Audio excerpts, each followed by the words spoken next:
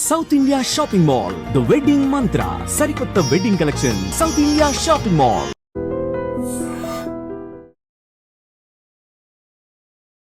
Hi sir. నమస్తే అండి. నమస్తే.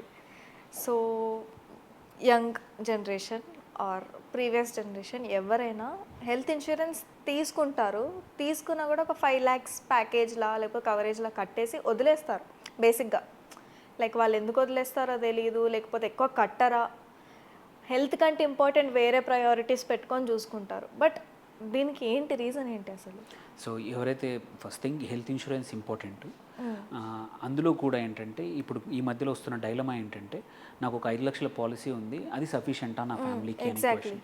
ఈ డైలమాకి ఇంపార్టెంట్ ఏంటంటే మనం చూసుకుంటే అన్ని ద్రవ్యోల్బణం అంటే ఇన్ఫ్లేషన్ వల్ల ప్రతి ఒక్క కాస్ట్ పెరిగిపోతూ ఉంది. అందులో మనం తీసుకుంటే 2 కేటగిరీలు చాలా ఎక్కువగా పెరుగుతున్నాయి. ఒకటి విద్య, ఇంకోటి వైద్యం.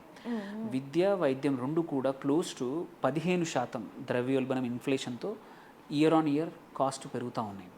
ఇంతకుముందు ఒక 20,000లో సంవత్సరం ఫీజు ఉండేది, వాళ్ళ 50,000 కన్నా ఎక్కడా స్కూల్లో తక్కువ. Same with health also. ఇంతకుముందు ఒక 20,000లో ఖర్చు అయ్యేది, ఇప్పుడు ఈజీగా 50,000-60,000 ఖర్చు అవుతుంది. సో సంవత్సరానికి 15% వరకు ఇన్ఫ్లేషన్ ద్రవ్యోల్బణం హెల్త్ కేర్లో ఉంది. సో అదొక మేజర్ రీజన్ 5 లక్షలు అనేది సరిపోదు ఫస్ట్ థింగ్.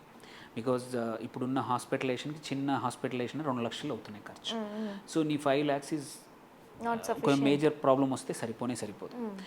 ఎగ్జాంపుల్ తీసుకుంటే రైజింగ్ కాస్ట్ ఎగ్జాంపుల్, హాస్పిటల్లో కొన్ని ఎగ్జాంపుల్స్ తీసుకుందాం.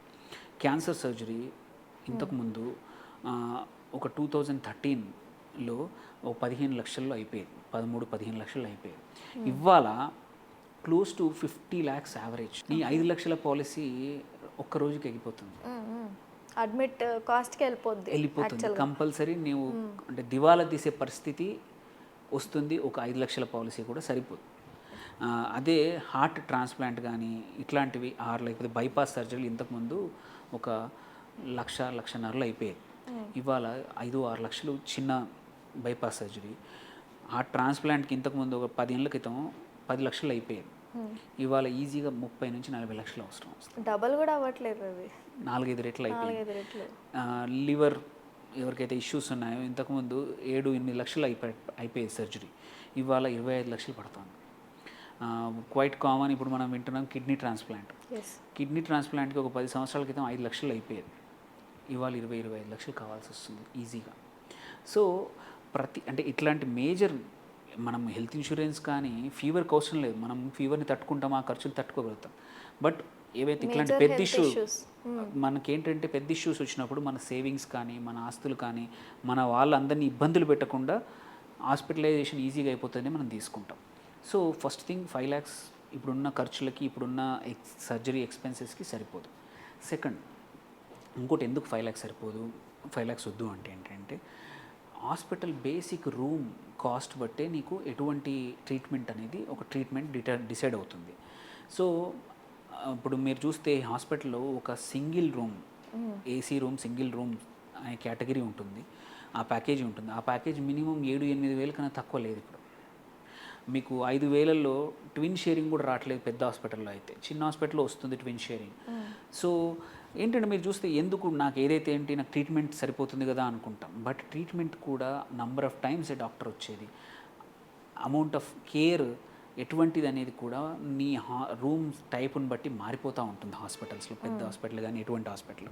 సో 5 లక్షలకు నీకు దొరికేది మోస్ట్లీ చిన్న హాస్పిటల్ అయితే ట్విన్, పెద్ద హాస్పిటల్ అయితే జనరల్ వార్డ్ దొరుకుతుంది. సో మనం హాస్పిటల్ అడ్మిట్ అయ్యేదే ఏదైనా ఇబ్బంది వచ్చినప్పుడు. అలాంటి టైంలో ఇలాంటి అడిషనల్ మనం వెళ్ళేది, మనం తీసుకుంది ఎందుకు, గవర్నమెంట్ హాస్పిటల్లో బదులు మంచి ప్రైవేట్ హాస్పిటల్లో ట్రీట్మెంట్ కోసమే మనం తీసుకునేది హెల్త్ ఇన్సూరెన్స్. అక్కడ కూడా మనం జనరల్ వర్డ్లో వెళ్ళామనుకోండి యూజువల్లీ మనకు నచ్చదు. సో మనం ఇంత డబ్బులు కడుతున్నాము బట్ స్టిల్ చేస్తున్నాం అనుకోండి, అందుకోసమే 5 lakhs సరిపోదు. మినిమం టు మినిమం ఇవాళ 10 లక్షలు మినిమం వర్స్ట్ కేసు కావాలి. బట్ ఐడియల్గా ఏంటంటే ఒక ఫ్యామిలీ ఆఫ్ 4 ఉంటే మాత్రం 20-25 లక్షలు కంపల్సరీ కవరేజ్ ఉండాలి మినిమం. దెన్ సెకండ్ ఇది.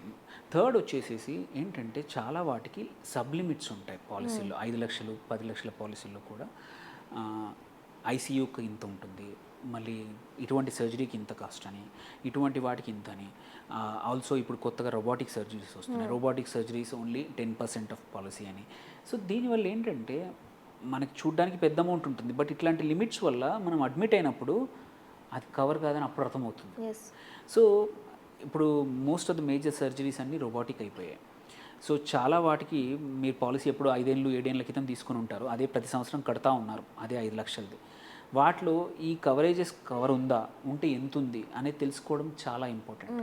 అండ్ యూజువల్లీ 5-7 ల్యాక్స్ పాలసీలు సఫిషియంట్ ఉండవు. ఓన్లీ 1-1.5 వరకే కవర్ అవుతుంది. ఐసీయూ కూడా రోజుకి 30,000-20,000 కవర్ ఉంటుంది, విచ్ ఈస్ నాట్ సఫిషియంట్. ఇవాళ ఒక పెద్ద హాస్పిటల్కి ఐసీయూకి వెళ్తే రోజుకి 70,000-80,000 ఈజీగా అవుతుంది ఒక ఐసీయూలో ఒక పేషెంట్ ఉంటే. సో అలాంటప్పుడు నీ పాలసీ కవర్ సఫిషియెంట్గా ఉండదు, నీ పాకెట్లోంచే వెళ్తుంది. సో దానికన్నా అడ్వాంటేజ్ ఏంటంటే హెల్త్ ఇన్సూరెన్స్కి ఎవ్రీ టైం నువ్వు రెన్యూ చేసినప్పుడు కవరేజ్ పెంచుకునే అవకాశాలు ఉన్నాయి. ఇప్పుడు 5 లక్షల పాలసీ నెక్స్ట్ రెన్యూల్ అప్పుడు నాకు 10 లక్షలు ఇవ్వండి, దానికి తగ్గట్టు మిగిలిన ప్రీమియం నేను పే చేస్తానంటే అవకాశం ఉంది.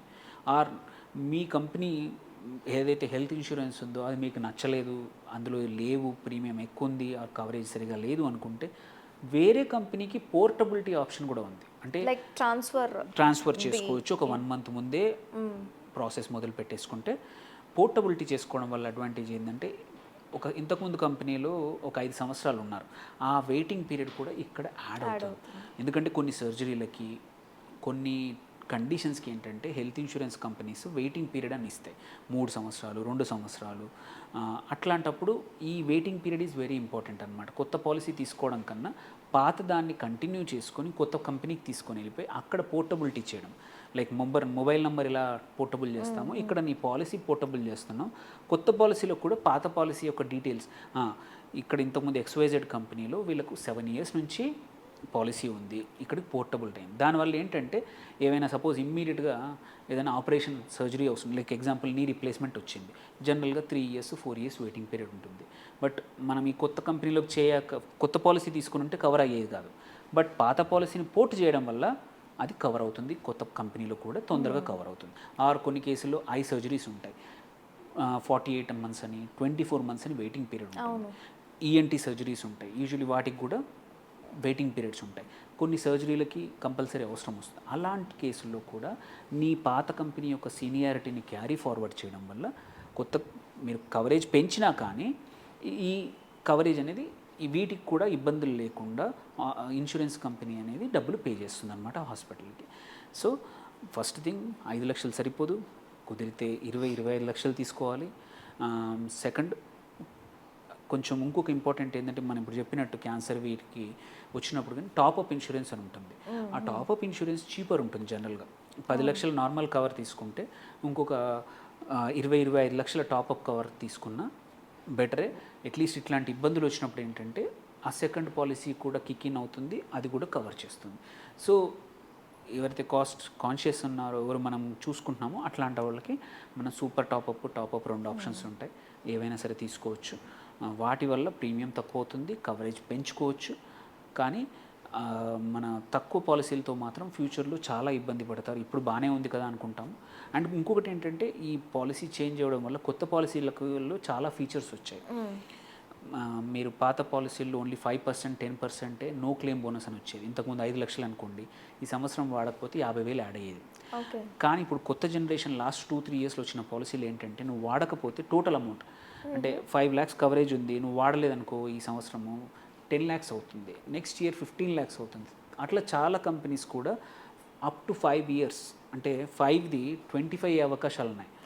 సో మీరు తక్కువ అమౌంట్ పెట్టుకున్నా అట్లీస్ట్ పోర్టబుల్ చేసుకొని ఇంకో కంపెనీకి మారి ఇంకో మంచి పాలసీలకు మారి, సో ఒక 1 month ముందే కొంచెం రీసెర్చ్ చేసుకొని ఎవరైనా అడ్వైజర్ని కానీ ఎవరైనా కనుక్కుంటే మీకు గైడ్ చేస్తారు. సో దాని తగ్గట్టు కొత్త మారితే 5 లక్షలు మాత్రం సరిపోదు, పెంచుకోవాల్సిందే ఇప్పుడున్న cost. One last thing, insurance ఏ కంపెనీని చూస్ చేసుకోవాలి, లేకపోతే ఏదైనా గైడ్ లైన్స్ ఉంటాయి కదా, అవి ఏమైనా ఉన్నాయా దీనికి? అంటే ఏ కంపెనీ అనే దానికన్నా ఏంటంటే జనరల్గా కొన్ని ప్రిన్సిపల్స్ అండి. ఒకటి, ఏ కంపెనీకైనా హాస్పిటల్ కవరేజ్ సరిగ్గా ఉందా హెల్త్ ఇన్సూరెన్స్. ఎందుకంటే అన్ని కంపెనీస్ అన్ని హాస్పిటల్స్కి వర్క్ చేయవనేది కూడా ఉంది మన దగ్గర. అలా అలాంటప్పుడు ఏంటంటే మన ఏరియాలో మనం యూజువల్లీ ఏంటంటే మన దగ్గర ఏరియాలో మన మేజర్ హాస్పిటల్స్ కవరేజ్ ఉందా లేదా అని వాళ్ళ వెబ్సైట్కి పోతే తెలిసిపోతుంది. అది 1. సెకండ్, వాళ్ళ క్లెయిమ్ రేషియోస్ ఎలా ఉన్నాయో కనుక్కోవచ్చు. అండ్ థర్డ్, మీరు సపోజ్ మీకు ఏదైనా హాస్పిటల్కి యాక్సెస్ ఉంటే అడగండి, సార్ ఏ కంపెనీ వాళ్ళు బాగా కవరేజ్ ఇస్తున్నారు, కరెక్ట్గా ప్రీమియమ్స్ క్లెయిమ్స్ చెల్లిస్తున్నారు అని కనుక్కొని అది కూడా చేయొచ్చు. క్లెయిమ్ రేషియోస్ అవన్నీ ఆన్లైన్ పబ్లిష్ అవుతాయి, అది కూడా చూసుకోవచ్చు. థర్డ్ ఇంపార్టెంట్ ఏంటంటే ఫీచర్స్ అన్నీ కొంచెం తెలుసుకోవడం, లేకపోతే ఎవరైనా అడ్వైజర్స్ ద్వారా తీసుకున్నారనుకోండి, మల్టిపుల్ కంపెనీస్ మనం అనలైజ్ చేస్తాం కాబట్టి ఏది బెటరో వాళ్ళే చెప్తారు. సో అట్లాంటి ఫైనాన్షియల్ ప్లానర్స్ కానీ హెల్త్ ఇన్సూరెన్స్ అడ్వైజర్స్ని కనుక్కుంటే సరిపోతుంది మీకు డౌట్ ఉంటే. లేదంటే వాళ్ళ వెబ్సైట్కి పోతే వాళ్ళ డీటెయిల్స్, హాస్పిటలైజేషన్, హాస్పిటల్కి సంబంధించిన కవరేజ్ కానీ, మళ్ళీ ఇంకోటి మీకు తగ్గట్టు కస్టమైజ్డ్. ఇంకోసారి ఏంటంటే మనకి ఇప్పుడు కొత్త పాలసీల్లో ప్రీ ఎగ్జిస్టింగ్ డిసీజెస్ కూడా కవర్ చేస్తున్నాం. మీకు డయాబెటీస్ ఉంది, ఆర్ బీపీ ఉంది, హైపర్ టెన్షన్, ఆస్తమా ఉంది, వీటిని కూడా మెన్షన్ చేస్తూ వెయిటింగ్ పీరియడ్స్ లేకుండా కూడా చాలా పాలసీలు వచ్చాయి. ఓకే. సో వాటిని రీసెర్చ్ చేయొచ్చు, లేదంటే ఉన్న తెలిసిన వాళ్ళని అడ్వైజర్ని కనుక్కుంటే ఏంటంటే మనకి కంపెనీ ఏదో చెప్తారు. Okay. Thank you sir. Thank you.